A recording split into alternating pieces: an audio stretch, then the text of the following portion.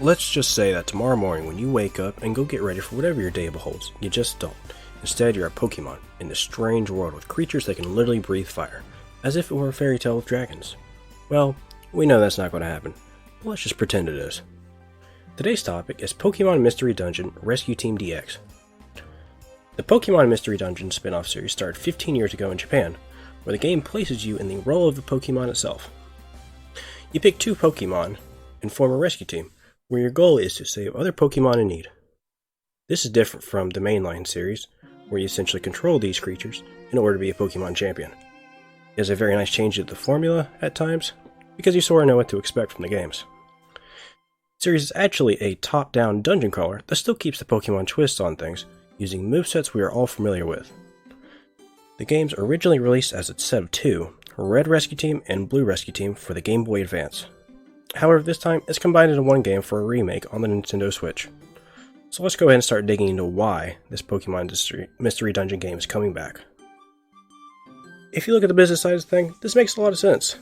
You have the massive success of Pokemon Sword and Shield, where the game sold over 16 million copies by the end of December, which was less than 2 months since the game launched.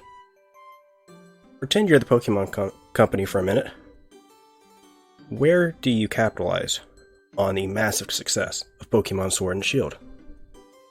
Well, one option is to release a spin-off game and keep the Pokemon fever going until the next game comes out in, let's say, a year, or, for example, the DLC for Pokemon Sword and Shield. So let's talk about the game itself, since it received a decent demo that dropped on the Nintendo eShop. Let's get the obvious out of the way first. The game's graphics are completely different. The visuals look very nice. It changed for the most part, but I think it changed for the better. Not that I have any issue with the original game looks, but for the hardware limitation at the time, it's a little bit sort of archaic at times, looking back on it 15 years later. The cel-shaded art style is one I am personally a fan of. When the Legend of Zelda Link's Awakening remake came out in September 2019, there was a lot of concern on whether art style would work for the game itself. When the game launched though, it was like everyone forgot it and realized the game is actually really good, regardless of the art style. While this game itself, Pokemon Mystery Dungeon, does run at 30 frames per second and does feel a tad laggy at times, it's not too noticeable and doesn't particularly affect gameplay in a negative way. The overall story is, without going into spoilers of course, it is full of plot twists and never-ending fun. You obviously start out as a Pokemon and your partner fighting through dungeons as a rescue team to save Pokemon from natural disasters that have been occurring lately. You fill out a questionnaire on your own personality traits to determine what Pokemon you will be, but you can override these anyways if you want to choose 2 starters from any of the 16. You are assigned various tasks or jobs in the game as a rescue team. Some of these jobs include rescuing Pokemon from the depths of a dungeon. Another fun aspect to the game is that the dungeons are randomly generated every time you re-enter, so it will never be the same twice, hence the name Mystery Dungeon. Some neat features in this game include an autosave feature, so that you don't have to manually save in fear of your console dying or crashing.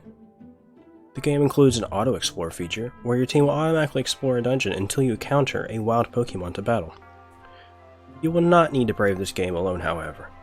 As you progress, you will eventually be able to recruit Pokemon through camps, and wearing the Fern Bow also increases your chance of recruiting Pokemon by 10%. There are all kinds of aspects to this game, like a hunger meter that slowly depletes over time while in a dungeon, forcing you to plan ahead by bringing food along with you on your missions. Evolution can occur also by taking your Pokemon to a special place where if the conditions are met, Pokemon can evolve. The game is roughly 20 to 50 hours, depending on how much you like to accomplish. One of my favorite things is that the Pokemon in this game are just vibrating with personality. The Digletts are all about digging a forest and will just pop out of nowhere creating holes. The Magnemites all go bzz bzz whenever they speak, as if they were really electrical.